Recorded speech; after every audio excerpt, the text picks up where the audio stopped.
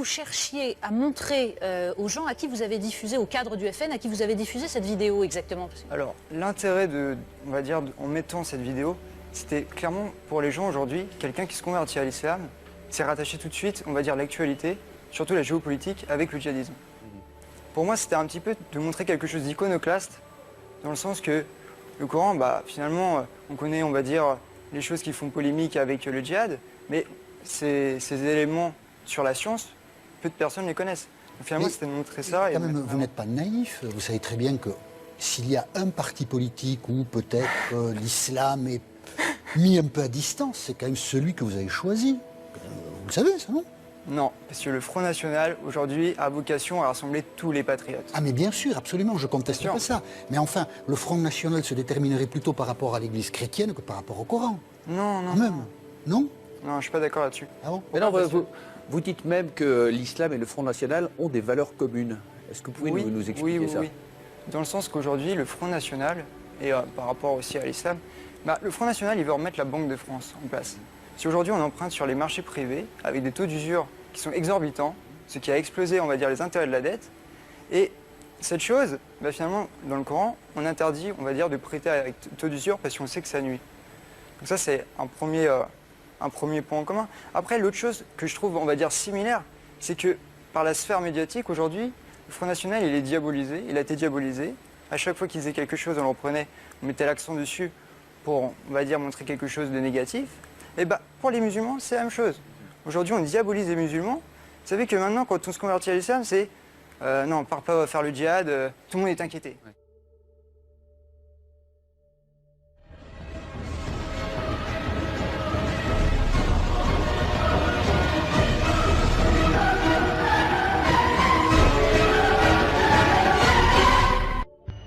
Pour conclure, nous allons vous prouver si le Coran vient bien de Dieu. Car comme il a été dit, si celui-ci provient de Dieu, il doit contenir des miracles. Et si vous lisez le Coran, vous verrez qu'il contient des informations qui ne pouvaient être connues à l'époque, c'est-à-dire il y a 1400 ans. Mohamed était un homme qui vivait en plein milieu du désert d'Arabie, là où la technologie n'existait pas. À cette époque, il n'y avait pas d'électricité, aucun appareil électronique, rien de tout ça. Les gens vivent de la terre, se déplacent en chameau. Personne n'avait inventé ou même pu imaginer les choses telles que les sondes, les scanners, les satellites, etc. Et pourtant, dans le Coran, nous pouvons lire « Sous l'eau, il y a des endroits où il y a de l'eau douce et de l'eau salée. Et entre les deux se trouve une barrière invisible qui empêche les deux eaux de se compénétrer.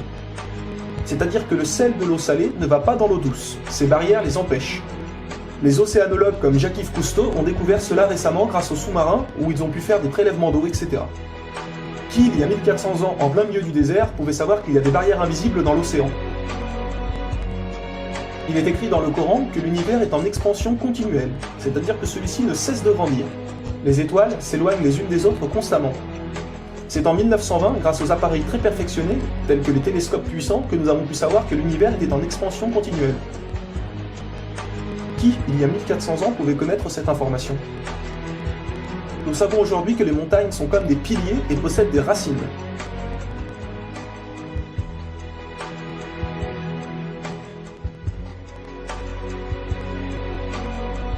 Sans les montagnes, il y aurait très fréquemment des tremblements de terre. Nous savons grâce aux récentes découvertes qu'elles servent à la stabilisation de l'écorce terrestre. Qui, une nouvelle fois, il y a 1400 ans, pouvait savoir que les montagnes étaient ancrées comme des piliers et que ceux-ci servaient à la stabilisation de l'écorce terrestre? Il est écrit dans le Coran que Dieu a créé les 7 cieux et la terre par le même nombre, c'est-à-dire 7. Nous connaissons aujourd'hui, grâce aux sondes qui vont sous terre, que la planète possède 7 couches terrestres. Le noyau interne solide, le noyau externe liquide, la couche D, le manteau inférieur, puis le manteau intermédiaire, le manteau supérieur et la lithosphère. Qui, il y a 1400 ans en plein milieu du désert, pouvait savoir que la Terre possédait 7 couches?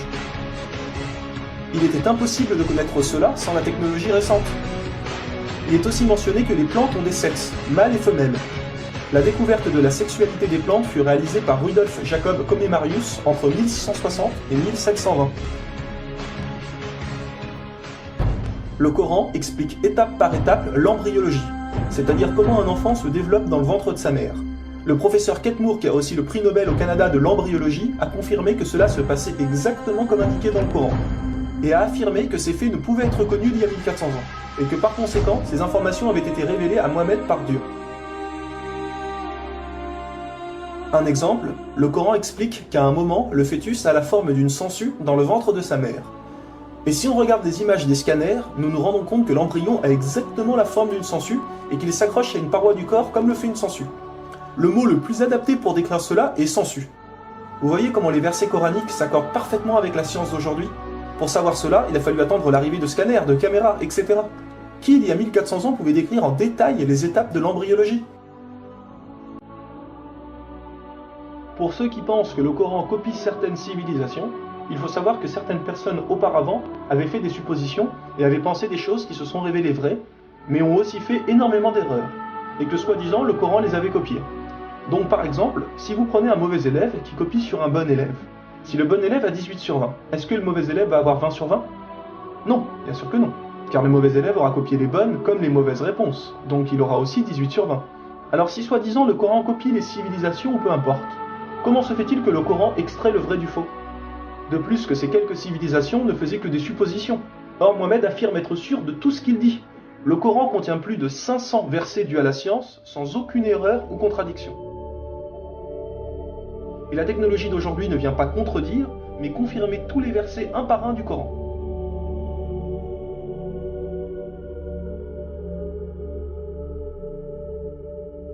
Il est écrit dans le Coran que les fourmis parlent. Nous l'avons confirmé en 2009 grâce aux appareils auditifs puissants. Un homme ne peut entendre ces bruits à l'oreille nue comme ça. Nous savons aujourd'hui que dans la plupart des pays, il est interdit d'avorter au bout de 3 à 4 mois. Car après 4 mois, la science explique que le bébé commence à vivre, et que cela donc est considéré comme un crime. En islam, il est dit que Dieu insuffle l'âme dans le corps du bébé au bout de 120 jours, donc 4 mois. Comme par hasard, au même moment que quand la science démontre que c'est à cette période que la vie du fœtus commence. Pour savoir que la vie du bébé commence à 4 mois, il a fallu attendre une nouvelle fois l'arrivée de scanners, IRM, caméras miniatures, etc. Qui, il y a 1400 ans, pouvait savoir que le bébé commençait à vivre au bout de 4 mois? Nous savons qu'au début du monde, il y avait seulement une nébuleuse primaire, compactée en une seule masse et qui a explosé, ce que nous appelons aujourd'hui le Big Bang. Le déroulement du Big Bang est pourtant écrit dans le Coran. Le Big Bang a été découvert au XXe siècle, alors que le Coran a été écrit au 7e siècle. Le Coran affirme que ce sont les abeilles femelles qui ramassent le pollen des fleurs. Pourquoi le Coran ne parle que des femelles et non des mâles? Eh bien la science a découvert récemment qu'effectivement les femelles possédaient des organes que les mâles n'ont pas, et ceux-ci ne peuvent pas collecter le pollen des plantes. Encore et toujours, qui pouvait savoir il y a 1400 ans que les mâles n'ont pas les organes nécessaires pour le prélèvement du pollen? Il y a longtemps, les gens pensaient que la Terre était plate. Ce n'est qu'en 1577 que Francis Drake fait le tour de la planète et prouve que celle-ci est ronde. Le Coran, environ 1000 ans plus tôt, affirme que la Terre est ronde, mais ne s'arrête pas à ça. Pour donner un exemple, il est dit que la Terre ressemble à un œuf, mais pas n'importe quel œuf, celui d'une autruche. Et si vous regardez un œuf d'autruche, vous verrez qu'il n'est pas tout à fait rond, mais qu'il est aplati en haut et en bas. Celui-ci est de forme géosphérique. Et nous savons aujourd'hui que la Terre non plus n'est pas tout à fait ronde, mais qu'elle est aplatie au niveau des pôles. Et donc qu'elle est également de forme géosphérique. Qui, il y a 1400 ans, pouvait savoir que la planète Terre était géosphérique? Il a fallu attendre les satellites pour sortir de la Terre pour se rendre compte de cela. Soyons honnêtes, qui, il y a plus d'un millénaire, pouvait faire toutes ces affirmations sans aucune technologie? Rendez-vous compte, à cette époque-là?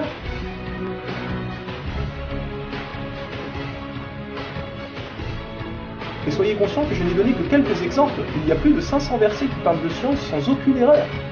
Le Coran parle d'astronomie, de biologie, de physique, de géologie, etc. Ça ne s'arrête pas là. Le Coran ne comprend pas seulement des miracles scientifiques, mais des miracles linguistiques ou numériques. Par exemple, le mot terre apparaît 13 fois dans le Coran, et le mot mer apparaît 32 fois. Additionnez 13 plus 32, cela vous donne 45. Si l'on met cela en pourcentage, 32 fois le mot mer sur 45 donne 71%. Et c'est exactement le pourcentage que la mer recouvre sur la surface de la Terre. La mer recouvre 71% de la surface de la planète. Et 13 sur 45 donne 29%. Et c'est exactement le pourcentage que représente la Terre sur la surface de la planète. Croyez-vous vraiment que cela vient du hasard? Le mot paradis apparaît 77 fois. Et devinez quoi? Le mot enfer apparaît aussi 77 fois. Le mot foi apparaît 25 fois. Le mot mécréance apparaît 25 fois. Le mot dunya, qui signifie le monde d'ici-bas, apparaît 115 fois. Akira, qui signifie le monde de l'au-delà, apparaît 115 fois. Le mot ange, 88 fois. Le mot diable, 88 fois. Les hommes, 23 fois. Les femmes, 23 fois. La vie, 145 fois. La mort, 145 fois. Bonne œuvre, 167 fois. Les péchés, 167 fois. Les 7 cieux apparaissent 7 fois. Et il y a encore plein et plein d'autres exemples.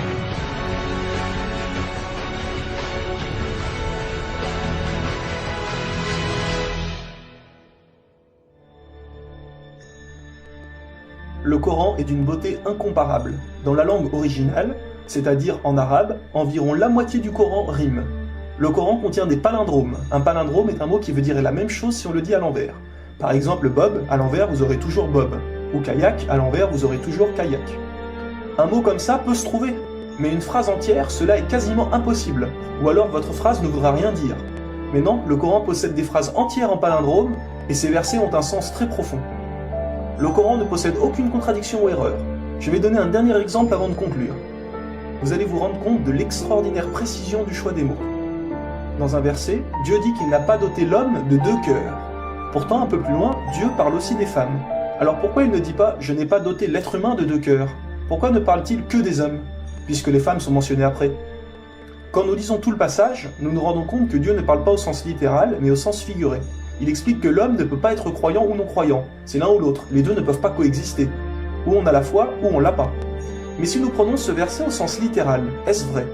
Oui, bien sûr, l'homme ne possède qu'un seul cœur. Mais pour les femmes, elles peuvent être enceintes, n'est-ce pas ? Et quand elles sont enceintes, combien de cœurs possèdent-elles ? Vous vous rendez compte de ça ? Si Dieu avait mis l'être humain au lieu du mot homme, un petit malin aurait pu dire « Hé, il y a une contradiction ! Si on prend cette phrase au sens littéral, la femme peut avoir 2 cœurs quand elle est enceinte. » Mais non, même au sens littéral, cette critique est impossible. Que ce soit au sens littéral ou figuré, le Coran est inattaquable. Rendez-vous compte de la précision des mots. Il y a encore plein d'autres choses, mais cela prendrait énormément de temps de tout mentionner. Si cela vous intéresse, il existe de nombreuses conférences réalisées par des savants qui ont été filmées et qu'on peut trouver sur internet, telles que la parole divine de Nouman Ali Khan. Vous avez bien la preuve que le Coran ne peut que venir de Dieu et non d'un être humain. Comment se fait-il que la technologie d'aujourd'hui, la plus développée qui soit, ne puisse créer un seul animal ou plante ? Ce que Dieu a créé, nous sommes incapables de le réaliser. Tout ce que nous construisons ne sont rien en réalité face à la nature. Dieu dit dans le Coran, pour ceux qui recherchent des preuves, regardez autour de vous, regardez la nature, l'être humain, l'eau, le soleil. Il y a là des preuves pour ceux qui réfléchissent.